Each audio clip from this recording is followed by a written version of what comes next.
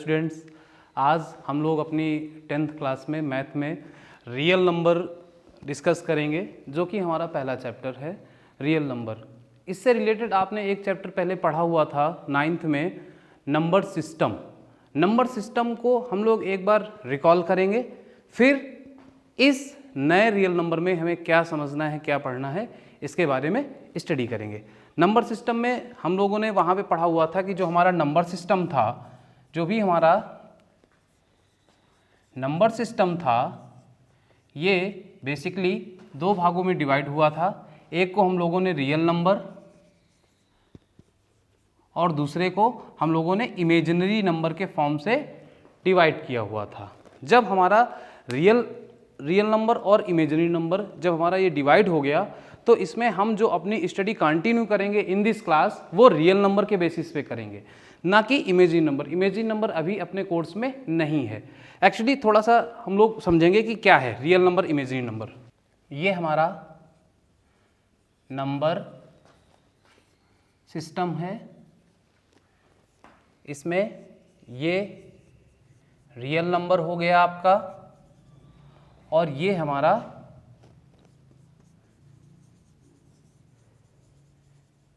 Imaginary number हो गया। Real number को हम लोग कैपिटल R से रिप्रेजेंट करते हैं, जबकि इमेजिनरी नंबर को हम लोग स्मॉल I से रिप्रेजेंट करते हैं, क्योंकि कैपिटल I से किन्हीं बुकों में हम लोगों ने इंटीजर्स को भी रिप्रेजेंट करते हुए देखा है, तो इसलिए इसको सिर्फ हम लोग स्मॉल I से रिप्रेजेंट करते हैं। अभी हमने आपसे बताया कि ये इमेजिनरी नंबर हमारे कोर्स में नहीं है, तो है क्या, इतना जानना बहुत ज़रूरी है। जब भी कोई स्क्वायर रूट निगेटिव चला जाता है, जैसे -√2 या -√3 या -√5, ये सब के सब हमारे इमेजिनरी नंबर हैं, काल्पनिक संख्याएं कहलाती हैं। जैसे कि a + ib के फॉर्म में जब हम लिखते हैं कोई भी number, i is represented the imaginary number, तो जो हमारा a + ib है, ये हमारा इमेजिनरी नंबर को फॉलो करता है, जो कि वैल्यू होती है i² की, जो वैल्यू होती है -1 होती है। इसको थोड़ा सा हम लोग ब्रीफ करते हैं। तो यदि हम इसको -2 को ऐसे भी लिख सकते हैं, 2 × -1, इस तरीके से भी लिखा जा सकता है। -1 की जो वैल्यू है वो बच्चे आप क्या लिखोगे, 2, और -1 को हम लोग लिख सकते हैं i²। अब आप देख सकते हैं कि इसका जो रिजल्ट आएगा √2i² का, आपका ये निकल के आ रहा है 2i²। इसमें i का हमारा एक पेयर बन जाएगा, i × i, ये एक पेयर बन गया, तो i हमारा बाहर आ गया। i√2 को हम लिख सकते हैं 0 + i√2। ये क्या रिप्रेजेंट कर रहा है कि a की वैल्यू 0 है और b की वैल्यू √2 है, और i हमारा रिप्रेजेंट कर रहा है इमेजिनरी नंबर को, तो इसलिए ये हमारा टोटल नंबर क्या होगा, इमेजिनरी नंबर होगा। स्टूडेंट्स, इमेजिनरी नंबर में हम लोगों ने पढ़ा, जो कि हमारे सिलेबस में नहीं था, लेकिन हमने उसको आपको थोड़ा सा ब्रीफ नॉलेज दिया कि एक्चुअली इमेजिनरी नंबर होता क्या है, उसमें कैसे i आता है, i² की वैल्यू क्या होती है, ये सब। अब जो हमारी चीज़ है वो हमारा है real number. Real number, real number हमारा दो मेन पार्ट्स में डिवाइड होता है। एक को हम लोग कहते हैं इर्रेशनल नंबर,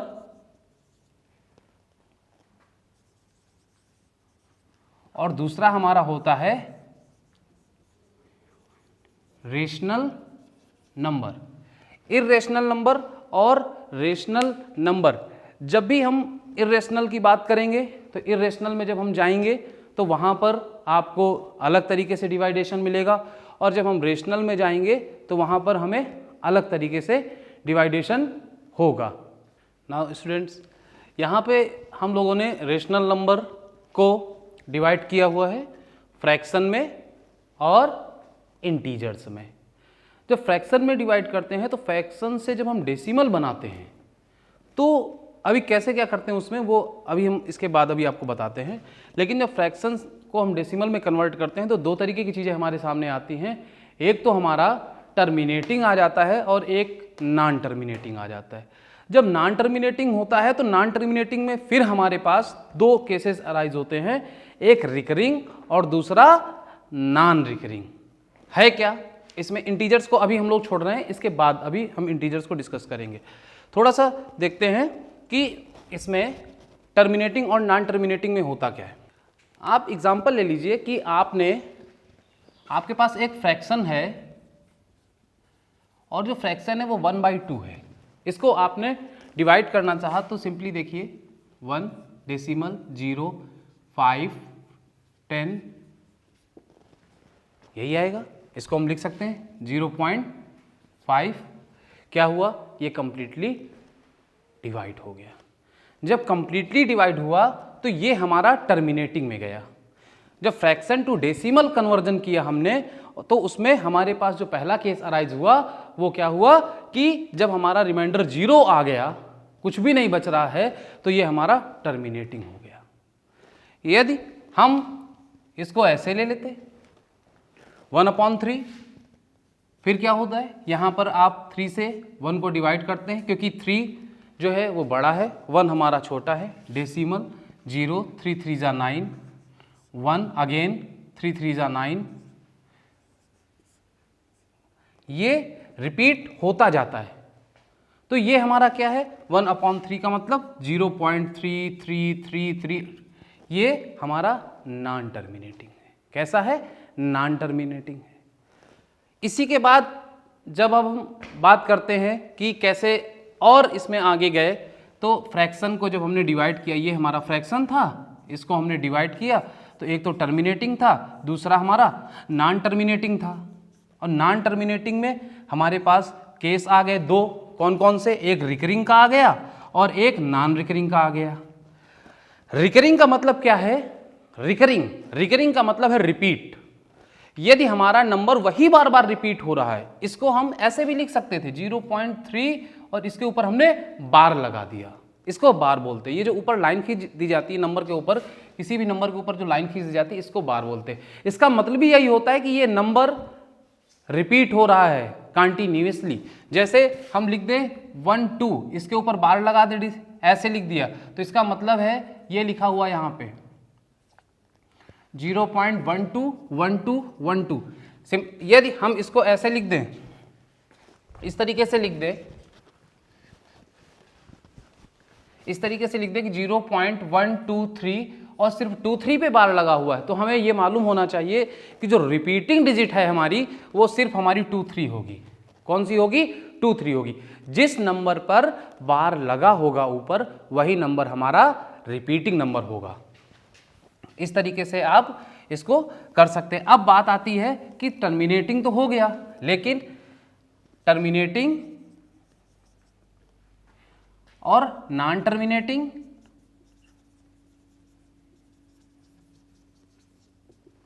इसमें रिकरिंग और ये नॉन रिकरिंग। रिकरिंग में क्या होता है बच्चे, रिकरिंग में आप देख सकते हैं कि वही टर्म बार बार आएगा, बार बार आता रहेगा, बार बार वही आता रहेगा।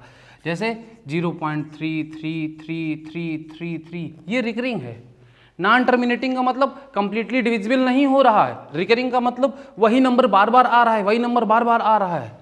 जैसे आ गया 1 2 3 1 2 3 1 2 3, ये क्या है, रिकरिंग है। और उसके साथ में नॉन टर्मिनेटिंग है, non terminating with recurring. Decimal को अब ये पूछा जाता है आपसे कि बताइए कि ये कैसा डेसिमल है हमारा, ये फ्रैक्शन कैसा होगा जब आप इसको सॉल्व करेंगे, तो वहाँ से आप बता पाते हैं कि ये हमारा टर्मिनेटिंग है कि नॉन टर्मिनेटिंग है। यदि नॉन टर्मिनेटिंग है तो उसमें कैसा है, हमारा रिकरिंग है कि नॉन रिकरिंग है। अब रिकरिंग में क्या आता है कि उसमें डिजिट्स सेम होती हैं, वो रिपीट होती हैं।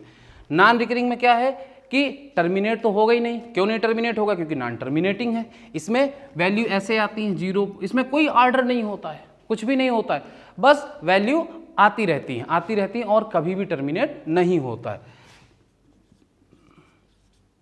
कुछ भी आएगा, कोई रिपीट डिजिट, कोई भी डिजिट वापस से इसमें नहीं आएगी, ऐसे बढ़ता जाएगा, कोई भी वापस नहीं होगा। जैसे हम लोग √2 लेते हैं, इसकी वैल्यू होती 1.414312 ऐसे चलता रहता है। ये हमारा कैसा है, ये नंबर हमारा नॉन टर्मिनेटिंग है और उसके साथ में नॉन रिकरिंग भी है।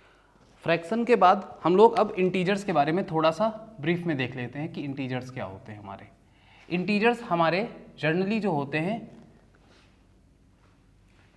निगेटिव इंटीजर्स, जीरो और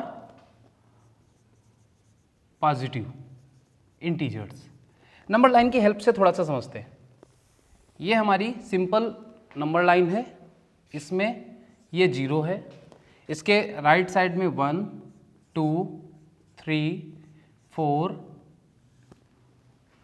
यहाँ पे -1, यहाँ पे -2, यहाँ पे -3, यहाँ पर -4, ये ले लेते हैं। बच्चे आप इसको देखिए, जब आप इसको देख रहे हैं तो आप समझ रहे होंगे कि ये जो नंबर है ये हमारे यहाँ से यहाँ तक ये हमारे पॉजिटिव इंटीजर्स हैं। बच्चे क्या हैं? पॉजिटिव इंटीजर्स हैं। और ये हमारे जो नंबर्स हैं ये हमारे कैसे हैं? ये हमारे निगेटिव इंटीजर्स हैं। कैसे हैं? निगेटिव इंटीजर्स हैं।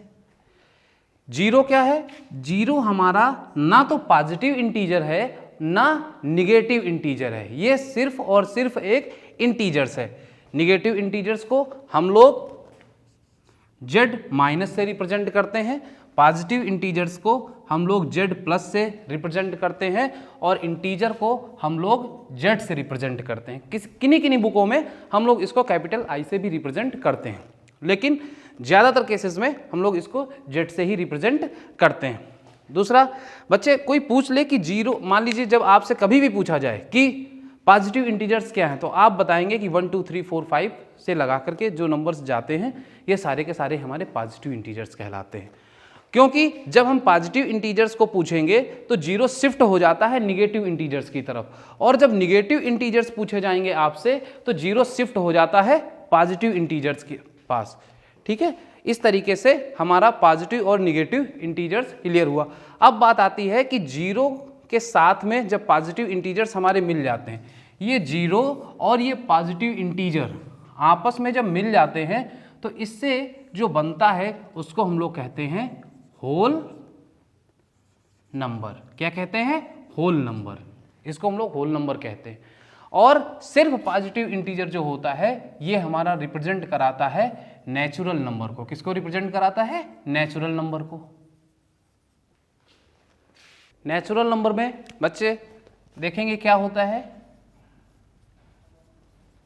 नेचुरल नंबर ये भी हमारा ब्रेक होता है prime number.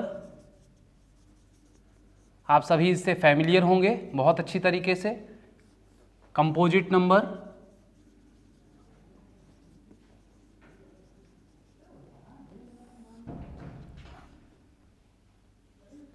Even number and odd number.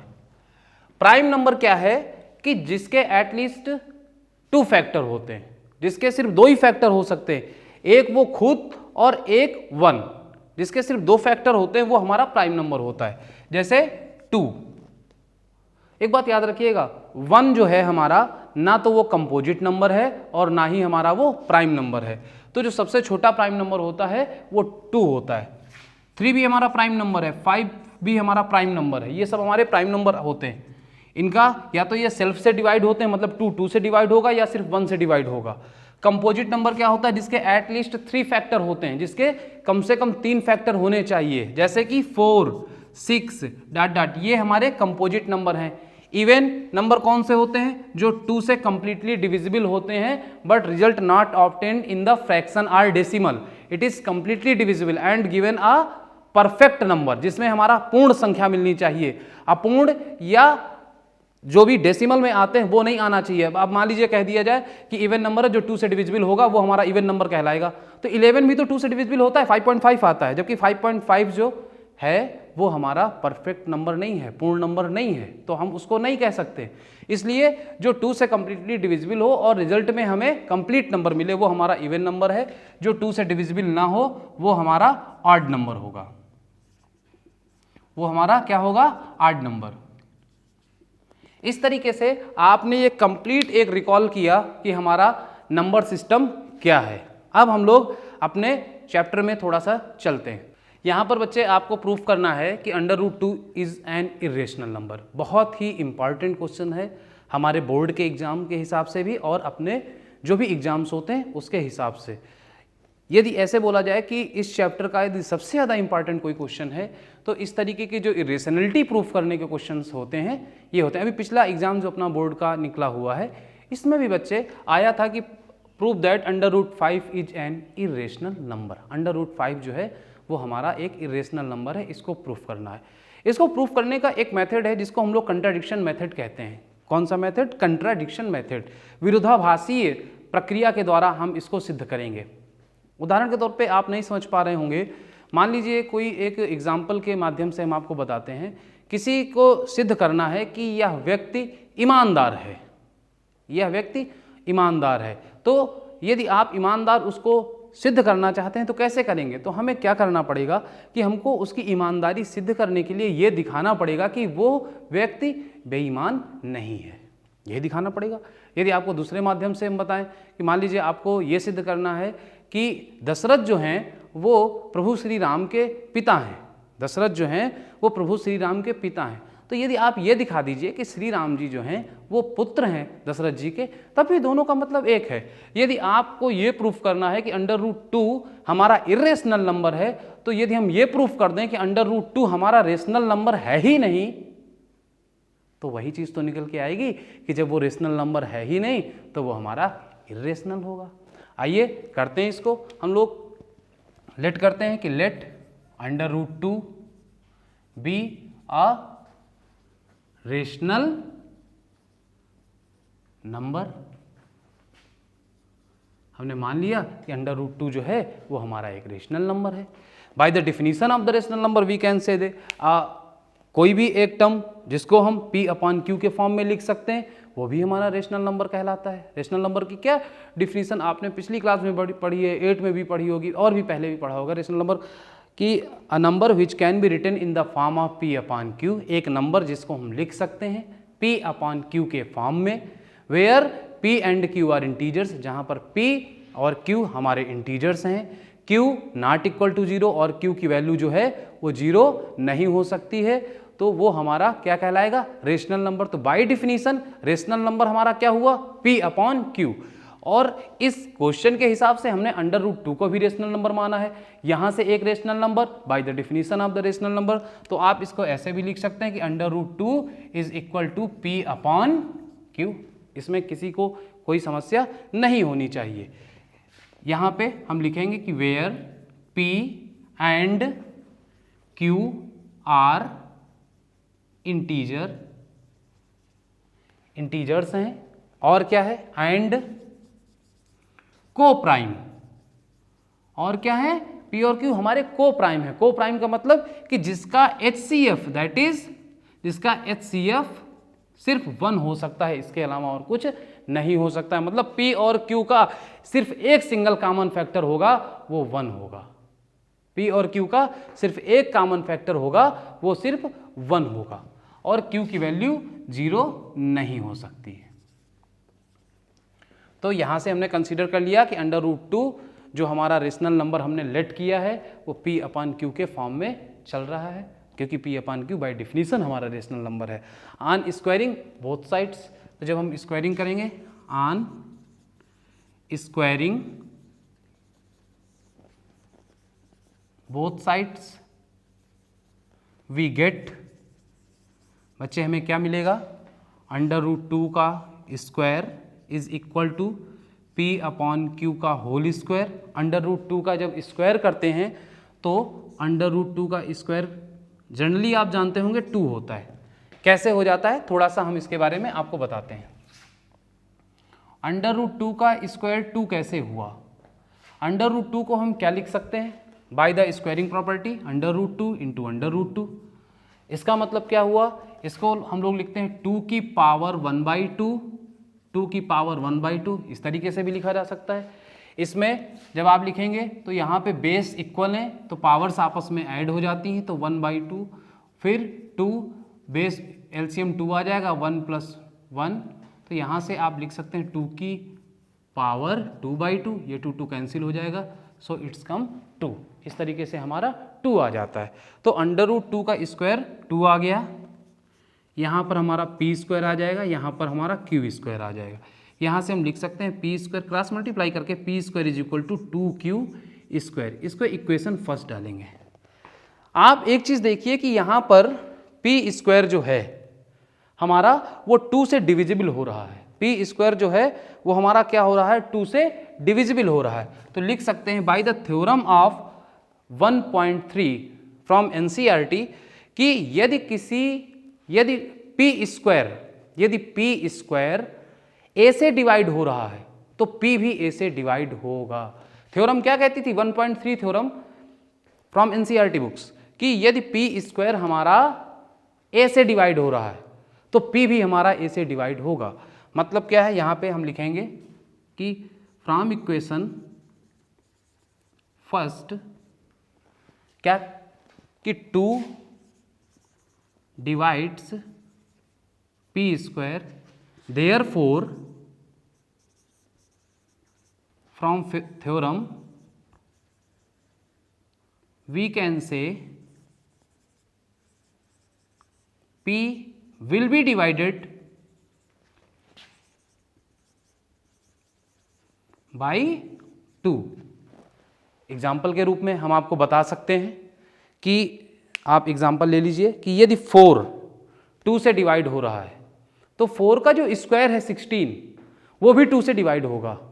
यदि 9 जो है वो 3 से डिवाइड हो रहा है तो 9 का स्क्वायर 81 होगा, 81 भी 3 से डिवाइड होगा। यही थ्योरम थी कि यदि पी स्क्वायर ए से डिवाइड होता है तो पी भी ए से डिवाइड होगा।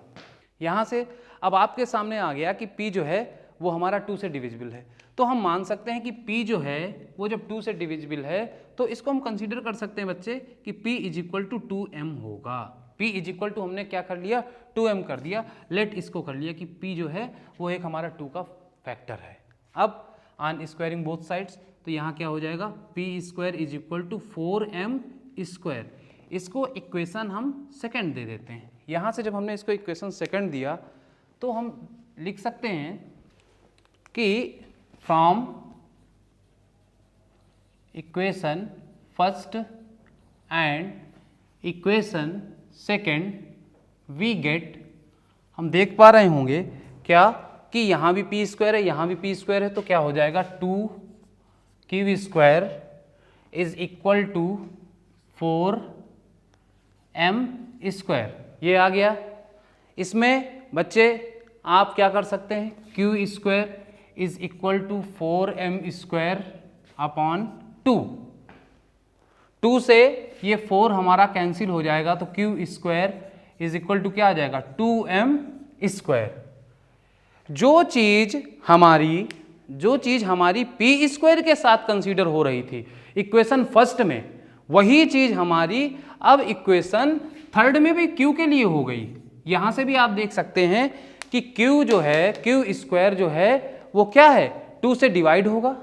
तो क्यू भी हमारा 2 से, जब क्यू स्क्वायर हमारा 2 से डिवाइड हो रहा है by the theorem of the 1.3 तो क्यू जो है वो भी हमारा क्या होगा, डिवाइड होगा। किससे, 2 से।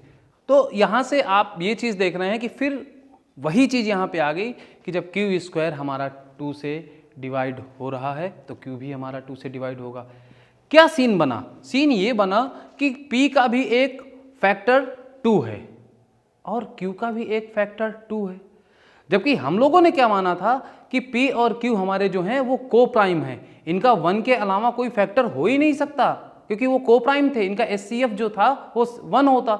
यहां पे क्या निकल के आ रहा है, यहां पे निकल के आ रहा है from equation third and second, यहां से क्या निकल के आ रहा है, इक्वेशन थर्ड और सेकंड से, सॉरी फर्स्ट से, फर्स्ट और थर्ड से क्या निकल के आ रहा कि P and Q have another common factor, have an other common factor 2। जबकि हमने अपने कंसिडरेशन में कंट्राडिक्ट उसमें क्या लेट किया था कि हमारा जो P और Q है इसका सिर्फ और सिर्फ एक ही फैक्टर हो सकता है, वो भी 1। तो इस तरीके से हम लिख सकते हैं इसमें कि आवर कंट्राडिक्शन जो हमने अज्यूम किया है वो पूरी तरीके से रॉन्ग है, because 2 is the another common factor of P and Q. So √2 is an irrational number. इसके आगे का जो कुछ भी आपके कोर्स में है वो हम नेक्स्ट वीडियो में आपको देंगे। उम्मीद करेंगे कि आपको ये जितना भी बताया गया है इसमें समझ में आया होगा। Thank you.